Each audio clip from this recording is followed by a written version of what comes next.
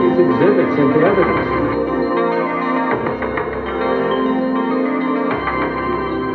It's only jurors like yourselves who, operating under our Constitution, who stand between the state and the accused. I think you remember what Judge Lupo had said at the end of jury selection about how important it is not to take an action just on an accusation. How an accusation can be false. That you have to have proof beyond a reasonable doubt. That you just can't rely on an accusation because of the absolute horror that could happen. There has to be proof beyond a reasonable doubt. And the only proof in this case that you can rely upon is this evidence that's been examined by the experts, by the technicians. This evidence does not lie. And yet look at her description as to what happens. She says they kiss in the parking lot, they get out of the car, they walk through the house, go down to the beach. They're on the beach for a couple of minutes at the most. She goes up the stairs, she's grabbed, then she's tackled on the lawn, goes into the house and makes the call, and 10 minutes later her friends come to pick her up. How long could that take? Where's the other hour and a half? What's going on for the rest of that time? You take a look at Will's description, that fills up the time between 3 a.m. and 5 a.m. Possibilities here. This is her big night out. She had not been out for a while. She's in this bar. There's all kinds of famous people there. She says that morning she's told to go out and get a light. Here she's finally connected with somebody who's nice, somebody who's well dressed, who's not a bum, somebody who she can speak to. And look at the description. It sounds like she put a personal ad out.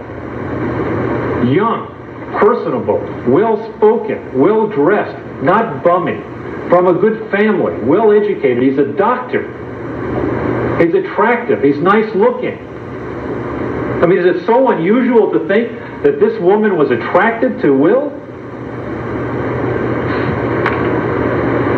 She introduces Chuck Desiderio as a cousin. Why would she introduce him as a cousin? Because she doesn't want to put this man off. They're dancing, they're kissing. Giving him a ride home is a perfect way to get to know this man better. There's nothing wrong with that, but we have to accept and look at reality. She's invited in for a swim at 3 o'clock in the morning. Her decision is yes. We know she had to have taken her pantyhose off in the car. There's nothing wrong with taking your pantyhose off in the car, but what does that say? This is a moonlit night. It's beautiful out. The stars are out. There's a light breeze. The water's lapping on the beach. I mean, this is right out of a romance novel. And we know that as happens on things like this, one thing leads to another. These things are not always planned out between men and women. Don't we know from our common experience about how people can be attracted to each other? There's nothing wrong with that. There's nothing bizarre about that. There's nothing preposterous about it. In spring break in Florida, is it preposterous that a male and a female would get together after a couple of hours and have sex?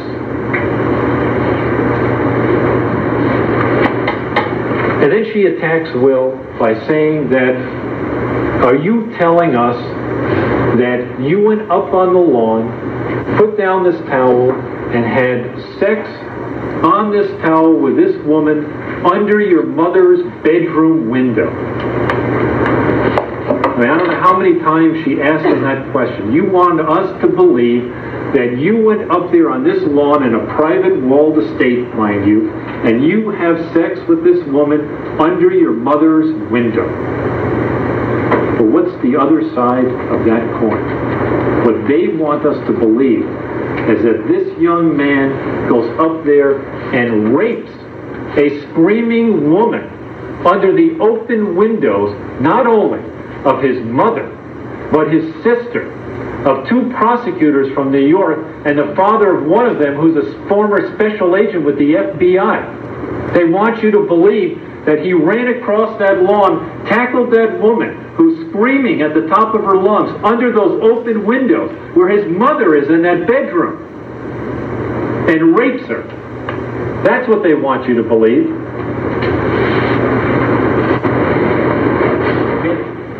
Her statements do not fit the evidence that we know is true, evidence that can't be faked, evidence that can't lie, evidence that can't be made up, evidence that can't be speculated. The things, the hard physical facts and evidence that's there. She says that she goes through those kitchens, through the dining room, into the living room, in this dark house containing this rapist. There's no way she would run over hot coals to get away. Once again, in the den, she says, Michael, you raped me. Michael raped me. And there's this conversation that just keeps escalating. He's showing her his ID. I'm not Michael. And he's getting frustrated and angry with her. She's getting more and more upset and hysterical with him. Michael? Somebody in that family, somebody who knows her, someone had to have looked into this and know who is Michael. What does it mean? What did Michael do to her? What is the relationship there? We have no idea what she's referring to. All they do is they put on this evidence to say that her stepfather, Michael, is not called by the name Michael. But where is this Michael? Who is Michael? What does it mean? She goes back to her house and calls the Rape Crisis Center. Once she gets the police involved in this accusation, there's no turning back. Because once this accusation was made, everyone in the world has gotten involved. From the news media to the police. Once she accused someone of the Kennedy family, there was no turning back. This freight train was on its way. She began to see how easy it was to get attention. People paid attention to her. People listened to her. People did whatever she wanted. They treated her as she wanted. As this thing has gotten on, she's gotten more and more support like it. There's simply no way to turn back once this accusation was made. And when is it? When are we to believe that we'll form this intent to commit a crime? When is it that he decided that he was going to commit the crime of rape? Is when he asked her to dance? Is that what they're saying back in O Bar? When he met her at the bar and asked her to dance, he was thinking, I'm going to rape this woman? When he took her out to the car and she drove him home, is he thinking, I'm going to rape this woman? When he took her home and they went down on the beach together, he could have taken her off somewhere on this beach and raped her. And yet, it's not supposedly until they're right underneath these windows that this occurred. When is it that this decision was made? There's simply no evidence here that he ever intended to rape this woman. Not at all. When she's on the beach, he goes swimming. She admits he goes into the water. He's not intending to commit rape. When is it that this criminal intent forms in his mind? When is it that he says, I'm going to rape this woman? And they want you to believe that the logical place to commit a rape of a screaming woman is under his own mother's open bedroom windows. That she never smells even the odor of alcohol in his breath. And she was kissing him there on the estate. I mean, she'd know if he had any alcohol on his breath. There's none.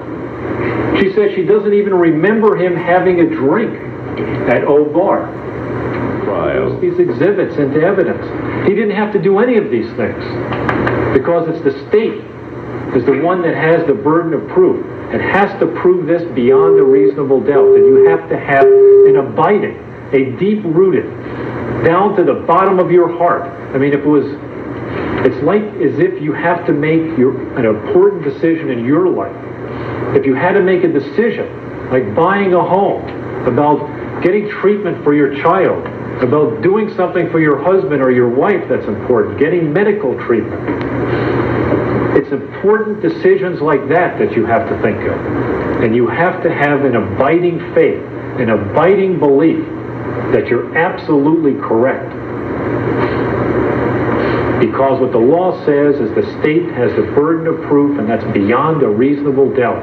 If you have any doubt, if you have any reasonable doubt in your mind, you have to return a verdict of not guilty. And again, the inference is that you have to find him guilty, because otherwise they're going to say he's a member of the Kennedy family, and that's why he got off.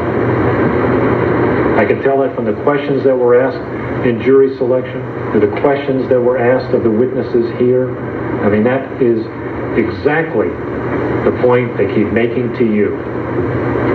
And you can't find somebody guilty because of the family he comes from. Sure, that along with the tragedy in their lives, the Kennedys have had a lot of good things. They certainly have a lot more money than all the rest of us here. They've had some advantages that the rest of us do not have. But we cannot punish somebody because of the family he was born into. We can't punish somebody because of his name. We can't pervert the law because of who a person is, or who his family is. We have to follow the law here. The law says it has to be proof beyond a reasonable doubt. There's nothing more important in our Constitution than that. Not. When you look at the evidence, the proof is not there. Under that analysis, the law requires that you return a verdict of not guilty, because that's the only fair and honest verdict in this case, based on this evidence. I know from talking to each one of you over the several weeks that we did the jury selection, I had the honor to talk to each one of you individually. I know that you're good and honest people, and that you're going to honestly look at the facts of this case and follow the law. And I know when you do that, you'll see that the only proper verdict under our law is not guilty. I wish that God be with you in your deliberations in this case. Thank you. A very masterful, methodical recitation of all the points he had to make, but I'll tell you now, it was exactly what he had to do. Just a masterful performance.